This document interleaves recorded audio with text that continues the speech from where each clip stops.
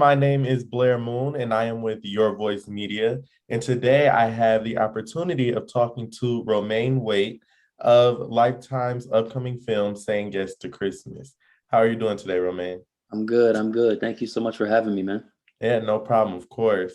Now, in Saying Yes to Christmas, it's about a career-obsessed woman named June who she returns home for the holidays, but she's still frantic over her work obligations.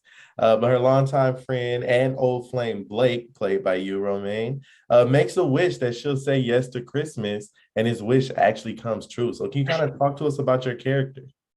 Blake is he's a young, fun-loving guy, who kind of recently took over his father's craft beer business. He's trying to make his way through that, trying to prove to his father, that he can handle it. And in the midst of that, his childhood friend June returns, and that kind of takes them on a little bit of a journey of discovery with one another, as he's trying to do that, but also taking on, his old flame, if you will. Right. Now, I feel like a lot of people can relate to June in the film, work obsessed, putting work over basic human needs. But in the film, you tell June to say yes to herself for once. Mm. Sometimes that's a bit easier said than done, though. But for you personally, how do you find a good balance between working and enjoying your day-to-day life? Oh man, great question. I think a lot of it, you have to be mindful, as much as I love what I do, I think a real important part of what I do is having time to, reset and relax, to refill my vessel, so to speak, because a lot of what we do is pouring out, is giving. So when the time comes to actually reset and to refill that vessel, it's really important. So it almost happens naturally, because after, maybe a 30-day shoot or whatever, you naturally want to like, okay, let me step back for a bit, and kind of realign myself before I jump into something else. So yeah, to answer your question, it kind of happens almost naturally. Yeah. I feel like in order to be your best self and give your best performance, you kind of need that rest to do the things that make you happy in your life generally, in order to be your best self on the job. Because, Oh, for sure, for yeah, sure. And you can't give if you have nothing to give. You know what I mean? exactly. So I think it's really important for people to be mindful of that. Because then you're not giving, as you suggested, of your best self. 100%, I agree. Now, in the film, Blake is a Christmas guy. He's putting on a charity event. He's doing all these great things, trying to get June to help him out. Would you say that you are a big Christmas guy in real life? Oh man. I mean, yes and no. I'll be honest with you. I do enjoy the spirit of it, in the Mhm. sense of people are in a better mood, they're more giving, and there's just that vibe that you get around Christmas Around time. Christmas The time. only reason why I say I wouldn't like it is because I wished everyone would be like that year round. You know what I'm saying? It's unfortunate that it takes, one time a year for all of us to be considerate and warm and kind to one another. But beyond that, no, I think it's nice. There's definitely a vibe. The music is always nice, a little bit of Nat King Cole, stuff like that. Everybody just always extra happy. And it's like right once the holiday season is over, right once the clock strikes 12 on New Year's, everybody's back to themselves Yeah, on New yeah, Year's Day. exactly. And you're just like, wait a minute, what happened? So Right, I guess that's why they call it Christmas magic, right? right. Now, Thanksgiving is in a couple of days. I always like to ask people this. Do you think it's too soon to put up Christmas trees and decorations? Now, a lot of people, they jump right into Christmas right after Halloween, and others feel you should at least wait until Thanksgiving is over. So, when do you think it's too early or too soon to be getting into the holiday spirit? I think for me, being in Toronto for the most part, I always gauge it by the snow. So if there's no Okay. snow yet, then we got a little bit of time. But once there's snow, then it's fair game. So if snow comes early, then you're welcome to put that tree and lights up. But if it ain't Right. here yet, I don't want to see it. That's a good way to look at it because because I'm from Michigan, so once you finally see the snow, it's kind of like, okay, it's heading towards Christmas. We're in the holiday Yeah. season, yeah. But for me personally, I only like to see snow up until Christmas. But after Christmas, after New Year's is over, I don't want to see it You anymore. know, so you want that white Christmas. I want the white Christmas, and if I don't Yeah. get it, it's like, what's the point of the snow then? Yeah. Now in the film, there's a backstory with you, with June and Blake. They kind of wanted each other, but for whatever reasons, a relationship never happened. Can you kind of talk about that storyline a little bit? Yeah, so the way I look at it is, Blake didn't really have himself together, in the sense of maybe his confidence and not wanting to cross that friend zone line, or having trouble crossing that line, because there's a couple lines in there that indicate that he was definitely interested in her from the get go, but he just didn't know how to navigate that situation. So he got a little bit of sauce on him now, and so I think that was coming out in a lot of the scenes where he felt it was the right time. They're both a little bit more mature. He definitely knows what he wants out of life now, because it's mentioned in the story where he leaves home for a little bit, not knowing what he wanted to do with his life. So he had to figure all that out before he could step to June. Kind of like what we were talking about earlier in terms of like, you can't give your best self if you don't know what's going on with you. So long story short, to answer your question, he finally got the sauce, and he was able to approach June in the best way possible. He was more bossed up now. Yeah. But I feel like you guys came back into each other's lives at the perfect time. Like, you helped June and June helped Blake. Like, it was like the perfect time for the both of you. Yeah, no, definitely. And you know what? Sometimes that's just the way it works. Things align when they're supposed to align, and there's nothing we can do to kind of force it, but it happens. And again, I think that's kind of illustrated in the film, kind of the magic of Christmas. Things aligning the way that we all hope that they would. It's kind of like the saying, if it's meant to be, it'll be.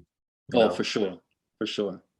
Now, I know we kind of talked about this a little bit earlier, but in the film, it showcases how even in some of the most important times of our lives, our jobs can be kind of strict, and a lot of people kind of like give into the pressure from the job and kind of like choose the job over their own basic needs. Do you think there's ever a time when you should give into the pressure of a job, or should you always go with your own personal needs first? Oh man. Because sometimes it get kind of hard, you got bills to pay, you Yeah. gotta put some food on the table. Yeah. Oh man. I think man, that's gonna be like, I think that's like a case by case basis.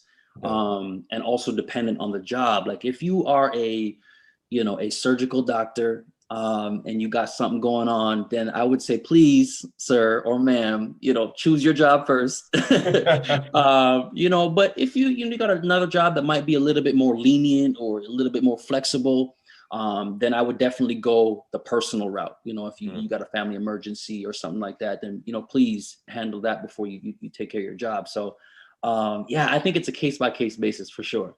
Definitely. The worst part is, like, a lot of times you say, please take care of yourself first and your needs. But a lot of times jobs will kind of make you feel guilty for that. And that Yeah. kind of make you feel bad, Yeah. No, I think, yeah, it all depends. And it's a personal choice, right? Definitely. Whatever you feel is necessary to do at that time, then, power to you, right? Yeah. You got to kind of think like, maybe this isn't the company for me, Exactly. Now, in real life, are you yourself a yes person? Or whether it be strictly for the holidays or life in general, are you typically someone who says yes to everything? Or do you kind of set forth more boundaries, and kind of make yourself available when necessary? I think for the most part, I'm a yes man, Yeah, same here. and not in the like, I'm gonna do whatever type, Of course. but in the sense of, okay, let me explore this avenue and see where this takes me, or let me talk to this person and see what comes of this conversation. So in that aspect, yes. In other aspects, yeah, there definitely are boundaries. As our parents probably would say, if your friend jumped off a cliff, are you going to do it too? Right.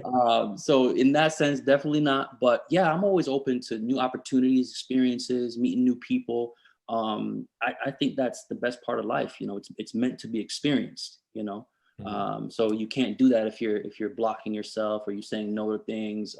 You got to be open. Definitely. Now the film Saying Yes to Christmas, it also stars Erica Prevost. I want to make sure I'm saying that right. Is that correct? Yeah, Prévost, because she's French. Okay. So you gotta put a little sauce on it, you know? So it's Erica Prevost. Prévost, yeah. Okay. Yeah. Now it also stars her. What was it like working with the cast of this film? Oh man. Listen, I know a lot of people, oh yeah, it was great, you know. Yeah.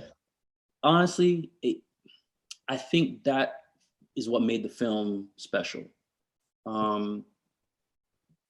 First of all, our director, Graham Campbell, he really did a good job of setting that atmosphere of, you know, creativity and collaboration and fun, to be honest, which I think lends itself well to this type of film.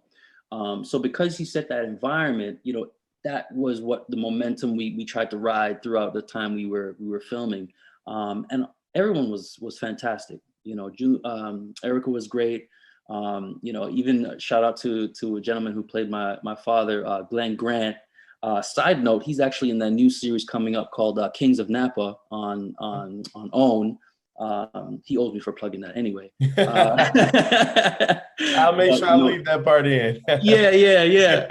But no, he was fantastic. We had some great conversations on set.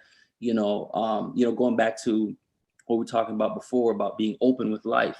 You know, we had some great conversations, and you know, he's an older gentleman, and he imparted some things in me. We had some good conversations. So, yeah, I mean, everyone was fantastic, man. It was really good, and we shot it obviously in the summer. You know, you might not be able to tell, but you know, so we were outside a lot. You know, a lot of the cast were sitting around. We were having good conversations and stuff. So, yeah, man, it was really great. Everybody was fantastic. That's something that always amazes me about the holiday films. You know, everybody loves holiday films. It really puts everybody in the holiday spirit. But you guys don't even film it around the holiday season. You film it like in the summer or earlier in the year. What is that experience like? Is it different working on holiday films than regular films? I mean, for me, the process is the same for the most part, in the sense of, you know, you still gotta, you know, put your work in, you know, think about the character and their journey throughout that story. But there is definitely a greater sense of fun, just because it is a Christmas film. So everyone's in a different mood. Everyone's talking about Christmas. Everyone feels like it's Christmas because obviously you got the decorations up, you got the eggnog out. You know, you got to double check though, make sure you can drink it, because sometimes, you know, they make it look like eggnog, but it's not.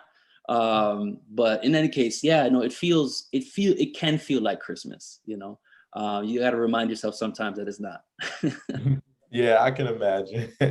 What new projects do you have coming out yourself aside from this upcoming film, Saying Yes to Christmas? What else are you working on? You know what? I got a couple, and you know, I'm just grateful that, you know, I was able to work given the circumstance. You know, obviously COVID and everything that's going on. Things have been kind of unsure for a lot of people, but you know, I finished a film that actually had its first kind of premiere in LA a couple weeks ago, called Albatross. So that's a film that takes place in the 1960s, and I play an author in that film.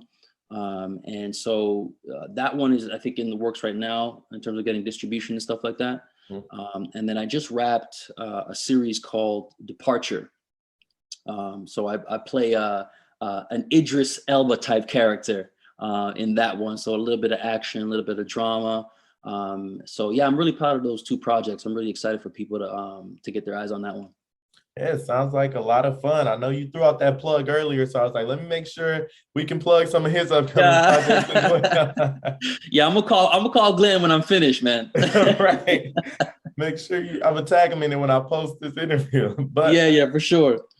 Thanksgiving is in a couple of days. What would you say your favorite holiday is coming up? We got Thanksgiving, Christmas, New Year's, or even Black Friday, if you count that. Which one is your favorite holiday? Oh man, I'm gonna have to go with Thanksgiving.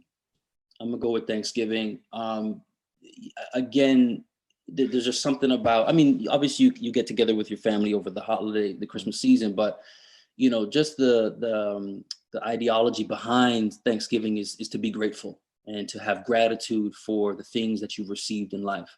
And so that kind of resonates with me. So I think Thanksgiving, is probably going to be my favorite. And of course, the food always goes down. Yeah, of course. For Thanksgiving. Yeah. It's like everyone goes to the next level when it comes to cooking. That's what everybody is looking forward to on Thanksgiving. Is spending time yeah. with family, of course, but like a very close second is the food. Like that food. Everybody's ready for the food. The morning of Thanksgiving, everybody's on social media talking about can't wait till the food is done. Can't wait. Yeah. It's always about the food. Like the family is cool too, but no, we love the family. Don't get me wrong. But man, once that food comes out, oh, you better save me a plate. Right. What's your favorite dish? My favorite dish has got to be macaroni and cheese. I feel like that's like the perfect side for Thanksgiving. I'm gonna have to. Okay, I see your macaroni pie, and I raise you candied yams. See, I'm not a big fan. I'll eat them, but I'm not a big fan. For real? Yeah. All right, let's cut this interview, man. Let's cut this interview. I think it's something I'm getting more into as I grow older. Your taste buds change over time. So I think that's kind of what it is. I've eaten them more in previous years than back when I was younger. So maybe ask me again in a couple of years and I might agree with you. You might be on it? All right. I might be on it. All right, cool. Well, Romaine, I definitely appreciate you taking the time out of your busy schedule to chat with us today. Saying Yes to Christmas airs on Lifetime November 30th at 8/7 Central. So everybody make sure you check it out and happy holidays. Thank you again. Thank you so much, man.